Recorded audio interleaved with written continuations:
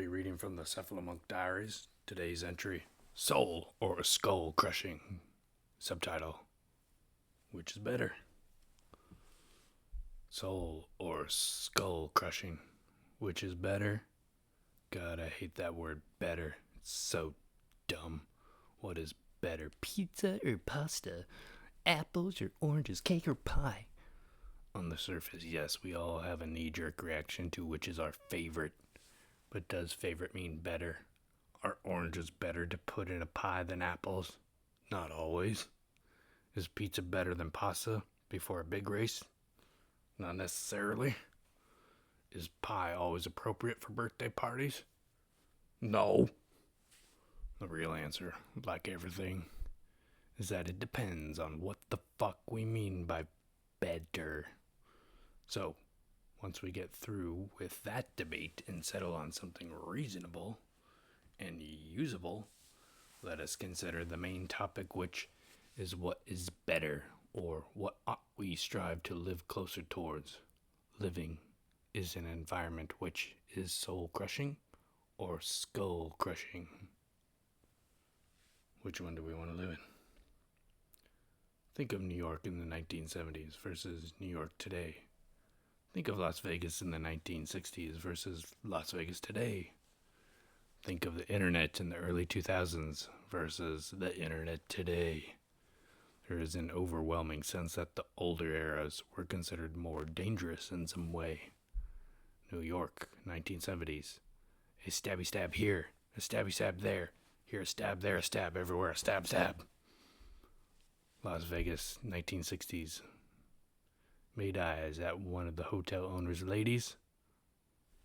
They'll find your bones at the bottom of the Hoover Down. Damn, 60 years later. Internet, early 2000s. Click a link your friend emailed you. Rickrolled at best. Trojan horsed at minimum. Complete computer meltdown and bank account hacked. Expected. All institutions, when they first get going, resemble the imagery of the Wild West movies. Chaos reigns supreme, while order and safety are just burgeoning thoughts in all this creative mayhem. And to some, this would be considered the skull-crushing phase. Quite literally, in some instances, you were fearful for your most basic needs. Not getting a crowbar across the head or a 5-inch blade in the spleen. Then there is modernity, the soul-crushing era. All the sharp edges have been ground down, all the details scrubbed away, the culture sanitized. So now when you come to New York City and stroll with your rolly suitcases in Times Square, you can go grab a slice of Sbarro and get your sugar fix at the M&M store.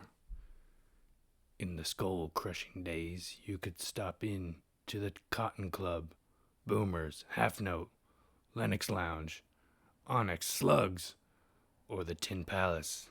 Now, in the soul-crushing era, you can stop into Starbucks, where a bunch of Waymos are sitting at tables, darting their eyes around, slurping their thinkless sugary slur, listening to the thoughts of people they don't know in their noise-canceling headphones, so they can't listen to the conversation of thoughts actually happening all around them.